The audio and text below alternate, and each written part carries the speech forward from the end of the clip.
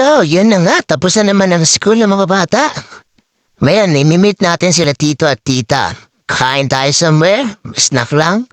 Kasi nandito sila tito at tita. Napabisita sila dito sa Baguio. So, kitain natin sila.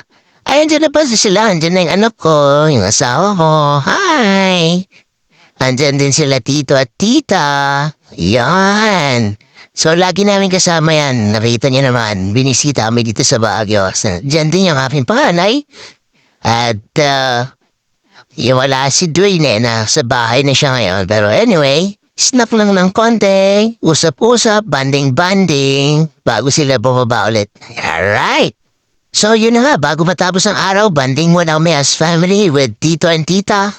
Saan pa nga ba, kundi sa favorite na aking anak. Yun lang. Bye!